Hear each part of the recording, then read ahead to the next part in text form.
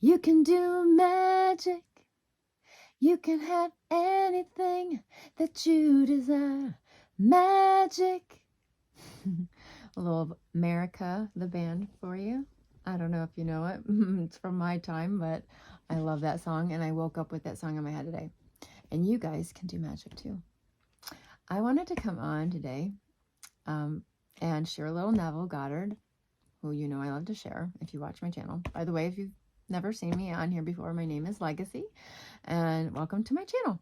So I like to share a lot of different techniques and things that you can do to create and manifest your reality. Like a lot of people I know talk about manifestation more and more nowadays. So, you know, if you find this video, that's probably why you're here. So I just got one of his other books. It's like really like thin and cheap, but it is impactful and very good. And it is on mental diets and your inner conversation. So it says, you know, order your inner conversations and change your world. So first of all, I'm going to start off with just like a couple quotes at the beginning of the book and then tell you like a little cool story in here and just read a little technique that basically is about your mental diet and your inner conversations, which will definitely change your outer world and your creations of your manifestations. So this is a Neville Goddard quote. And by the way, this book was written, you guys, in 1955. So like this is like from a while ago, but it's still really, really good and pertains for us today. So he has a quote here from your book. I'm sorry, from the book, Your Faith is Your Fortune. Change your conception of yourself and you will automatically change the world in which you live. Do not try to change people. Don't do that. They're only messengers telling you who you are. Reevaluate yourself and they will confirm the change. So really, change always starts within. When you want to see anything change outwardly in your outer circumstances, then you have to start within first. The other little quote I wanted to read is another Neville Goddard from the Book of Resurrection. It says, nothing comes from without. All things come from within, from the subconscious. So true. The power of the subconscious. And another little quote from The Power of Awareness. I have this book. I love it. I will be is a confession that I am not. The Father's will always, and this is the Father, he means God, whatever your higher power is, okay? The will is always I am. Until you realize that you are the I am, there is only one I am. And and your infinite self is that I am. You guys, you are the I am. You are God. Yeah. I know. Oh my God. Did I just say something blasphemous? Oh no. No, I know it sounds like that sometimes to people because I mean, hello, I came out of Christianity. If I would have said that back in the day when I was really thick in it, you know, in my Christian beliefs, I would have been like, can you say that? But you know, I did come to a point in my Christian walk where I did start believing that long before Neville Goddard days, before I ever even came across Neville Goddard. And so anyways, I'm going to read this little chapter here. It's called Mental Diets from 1955. It's still good though, you guys. So he says, talking to oneself is a habit everyone indulges in. We can no more stop talking to ourselves than we could stop eating and drinking. All that we can do is control the nature and the direction of our inner conversations. Most of us are totally unaware of the fact that our inner conversations are the causes of the circumstances of our life. We are told that as a man thinketh in his heart, so is he. But do we know that man's thinking follows the tracks laid down in his own inner conversations? To turn the tracks to which he is tied in the direction in which he wants to go, he must put off the former conversation. Speech is the image of mind. Therefore, to change his mind, he must first change his speech. We first have to change our speech. By speech is meant those mental conversations we carry on within ourselves, or with ourselves. So yes, I'll read that again. By speech is meant those mental conversations we carry on with ourselves. The world is a magic circle of infinite possible mental transformations, for there are an infinite number of possible mental conversations. And you guys, I'm sure you know this is to be true. How many times have you had an inner conversation in your head with somebody of choice and maybe really gave it to them and said, if I could say this to them, this is what I'd say, kind of thing? Yeah, I think we've all been guilty of that one. So there's many infinite number of possible mental conversations. When man discovers the creative power of inner talking, he will realize his function and his mission in life. Then he can act to his purpose. Without such knowledge, he acts unconsciously. Everything is a manifestation of the mental conversations which go on in us without our being aware of them. But as civilized beings, this was also civilized, but as civilized beings, we must become aware of them and act with a purpose. A man's mental conversations attracts his life. As long as there is no change in his inner talking, the personal history of the man remains the same.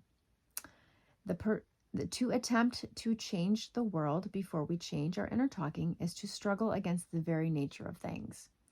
Man can go round and around in the same circle of disappointments and misfortunes, not seeing them as caused by his own negative inner talking, but as caused by others. So we think that all these things that come like things that we don't want to experience, like somebody saying something to us, like negative, but a lot of times we've actually thought those negative things about ourselves or maybe about them, but usually it's about yourself. And then they'll like be a mirror to you and they'll reflect back to you what you're thinking, because we're all one with each other. Like we are all connected to God and we're all connected to each other. So that's a big reason why that happens, you know. So let me see, where was I? Okay. So yes, a man's mental conversation attracts his life. As long as there's no change in his inner talking, the personal history of the man remains the same. To attempt to change the world before we change our inner talking is to struggle against the very nature of things. Man can go round and around in the same circle of disappointments and misfortunes, not seeing them as caused by his own negative inner talking, but as caused by others. We think it's others, but it's actually us. It all starts with them. The mind and everything is all that. Everything that you see outwardly is within you, actually, just reflected outward. This may seem far-fetched, but it is a matter which lends itself to research and experiment. The formula the chemist illustrates is not more certainly provable than formula of the science by which words are clothed in objective reality. One day, a girl told me of her difficulties in working with her employer. She was convinced that he had unjustly criticized and rejected her very best efforts. Upon hearing her story, I explained that if she thought him unfair, it was a sure sign that she herself was in need of a new conversation piece. There was no doubt but that she was mentally arguing with her employer, and for others only echoed that which we whispered to them in secret. She confessed that she was arguing with him mentally all day long. Yeah, all day long. When she realized what she'd been doing, she agreed to change her inner conversations with her employer. She imagined that he had congratulated her on her fine work, and that she in turn had thanked him for his praise and kindness. To her great delight, she soon discovered that her own attitude was the cause of all that befell her. The behavior of her employer reversed itself. It echoed, as it always has done, her mental conversations with him. So we are told that God calls things that are not seen as though they were seen, and the unseen become seen. This is the way the girl called forth praise and kindness from her employer.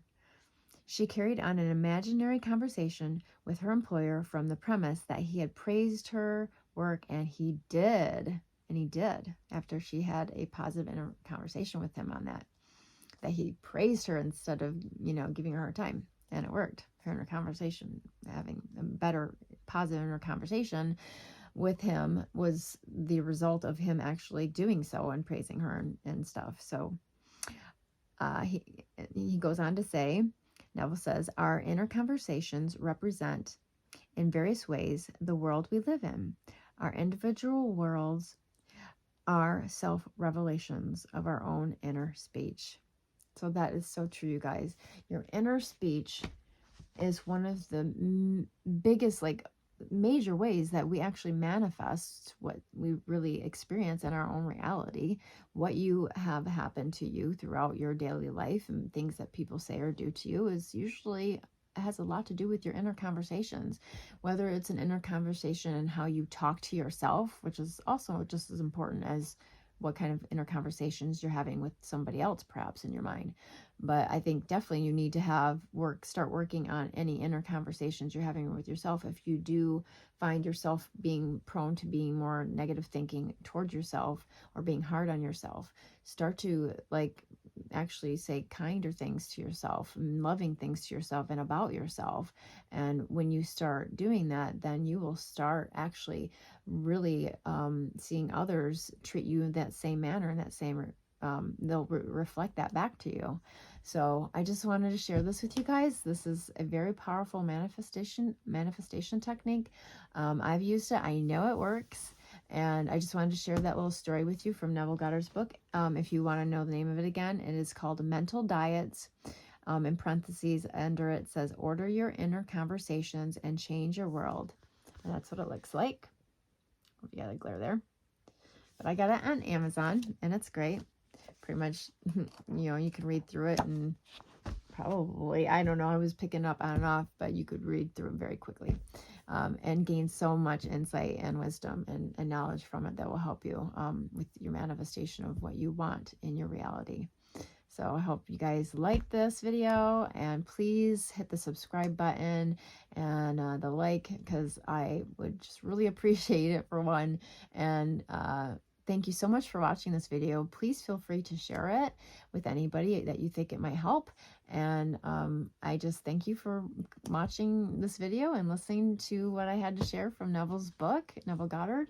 If you haven't heard of him, I highly suggest checking him out and listening to some of his teachings. There's tons of Neville Goddard Law of Assumption teachers and coaches out there on YouTube that you can check out besides myself. So thanks for listening, and have a great day, evening, night, wherever you are. Okay, thanks. Bye.